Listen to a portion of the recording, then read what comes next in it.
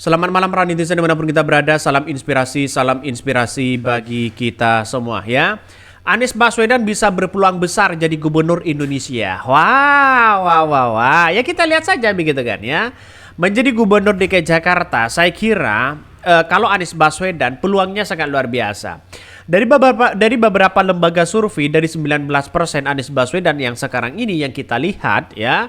Ya paling tinggi di situ begitu kan. Artinya apa? Artinya masyarakat DKI Jakarta sangat membutuhkan Anies Baswedan. Dan peluang itu saya yakin dan saya yakin-yakinnya Anies Baswedan tidak ada tandingannya begitu kan. Walaupun Ridwan Kamil digadang-gadang menjadi salah satu calon yang gubernur di Jakarta, sampai hari ini masyarakat di Jakarta belum ada suara untuk deklarasi kepada Kang Emil di situ begitu kan ya, Kang Ridwan Kamil di situ. Jadi artinya apa? Artinya ya Anies Baswedan ini barang bagus begitu kan ya. Wajar kalau Partai Nasdem, PKB, PKS begitu kan. Saya yakin dan saya yakin-yakinnya mereka akan mengusung Anies Baswedan. Kenapa? Karena mereka barang bagus dan menaikkan elektabilitas partai. Bagaimana jadinya kalau Anies Baswedan ini lalu kemudian diusung oleh partai PDIP, maka secara tidak langsung begitu kan ya, partai PDIP akan menjadi simpati dari masyarakat. Simpatinya sangat luar biasa, trustnya, kepercayaannya di situ karena ada Anies Baswedan begitu kan.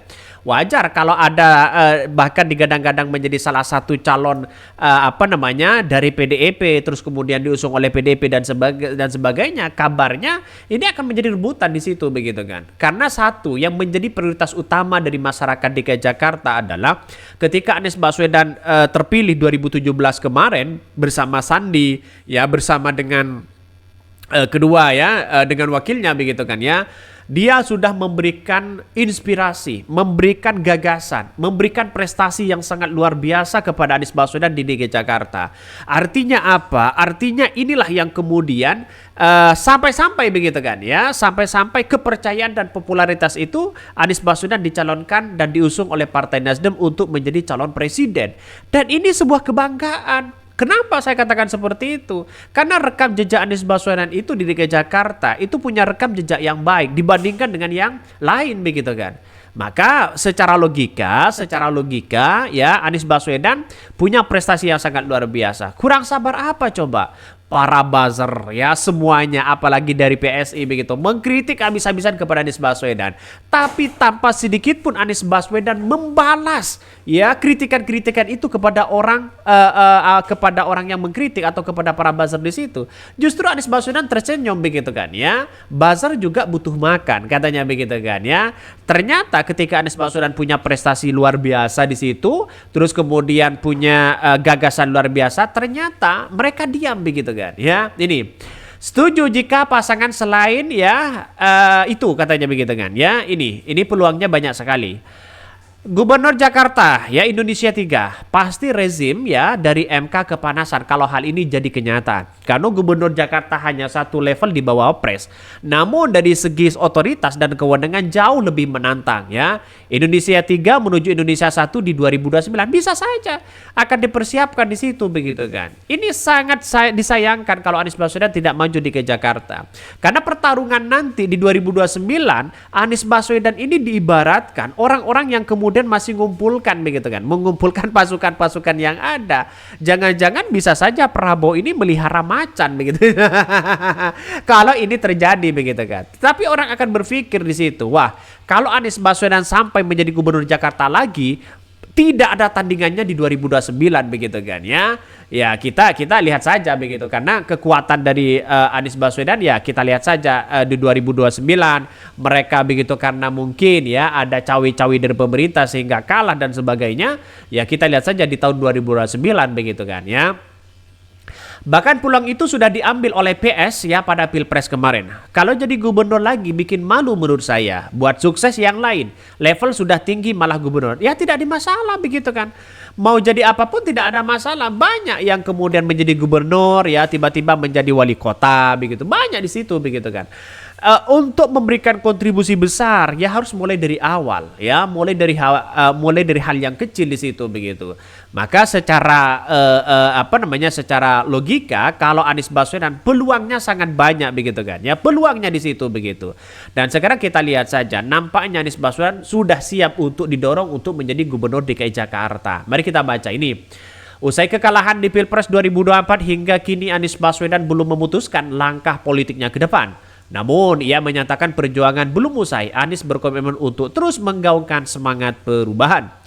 Direktur Eksekutif Parameter Politik Indonesia PPI Adi Prayitno malah menyarankan Anies untuk kembali bertarung di pemilihan kepala daerah pilkada serentak pada November mendatang. Bahkan Adi melihat peluang Anies Baswedan untuk kembali maju dan menang di pemilihan gubernur Jakarta terbuka lebar. Dia tidak menyarankan Anies maju di Pilgub Aceh ataupun Sumatera Barat meskipun pada Pilpres lalu meraih suara tertinggi di dua provinsi tersebut. Mengapa? Ya saya juga tidak setuju begitu kan ya di Aceh dan yang lain begitu kan. Karena apa? Karena ibu kota itu melebihi dari seorang wapres ya, seorang wakil presiden. Ya, viral dikit, kemajuan dikit itu akan disorot di situ begitu dibandingkan dengan daerah-daerah yang lain begitu kan. Apalagi di Jakarta membangun prestasi yang sangat luar biasa, membangun gagasan ini, ada terobosan ini, terobosan baru, lama-lama Gubernur Anies Baswedan rasa presiden. Kita lihat saja nanti begitu kan ya. Popularitas seorang Prabowo dan Gibran bisa kalah nantinya. Karena faktor utamanya adalah ibu kota DKI Jakarta. Walaupun secara tidak langsung ibu kota akan pindah begitu kan ya. Ini akan menjadi sentral utama ya. Bagaimana yang selama ini yang digagas oleh Anies Baswedan di DKI Jakarta. Pasti punya ya hitung-hitungan sendiri. Dikit-dikit prestasinya, dikit-dikit misalnya mereka akan dibaca oleh rakyat Indonesia begitu. Kalau di negara lain, di daerah-daerah yang lain saya kira agak jauh begitu kan.